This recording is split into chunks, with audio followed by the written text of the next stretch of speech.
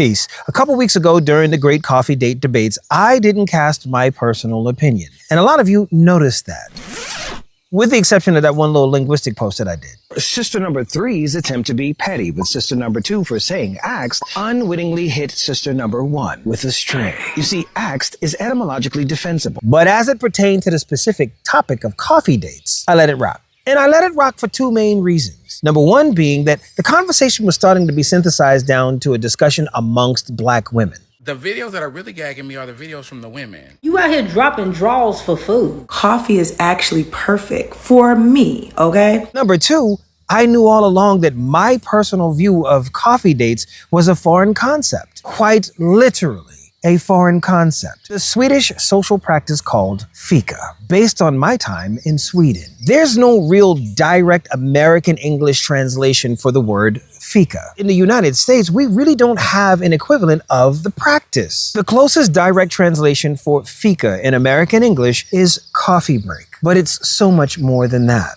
In Sweden, Fika essentially is taking time out. And that time out may involve coffee or tea or some other beverage or food, whether it's a snack or a full meal. The point of it is to take some time for yourself. But Fika is a social practice, so usually involves two or more people. Fika is both a noun and a verb. So you can meet for Fika or you can Fika together. For example, I was in a Swedish record store and I happened to come to the same section as an older gentleman, pretty pleasant dude. And we got to talking about B-sides and obscure music that we enjoyed. And at some point in time, he said, "Hey, would you like the Fika?" So I asked, "Well, what do you mean? I'm not familiar with that term." And that's when the gentleman said that there was a deli a few doors down and he just wanted to continue the conversation over some coffee. We had an amazing conversation. It was dope. And then it was over. We never spoke again. And the longer I stayed there and got into the practice of Fika, the more I started to realize this isn't exactly coffee dating. They're just communicating. They're building community. And get this, at no point in time did any of the men or women that I fikaed with in Sweden feel the need to announce their sexuality or their marital status. "Oh, well, I'll fika with you, but I'm married. I just want you to know this is strictly platonic." Or, "Hey, I'll fika with you, but just so you know, I ain't gay." There was none of that. Because you can fika with someone that you know quite well or a total stranger, and it's all the same. Just taking a little time out to connect. That's all.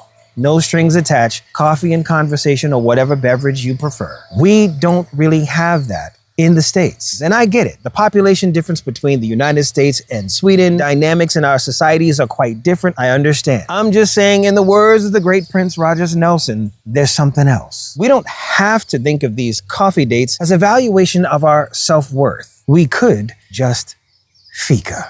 I'm here for the conversation and the connection. Either way, we out here.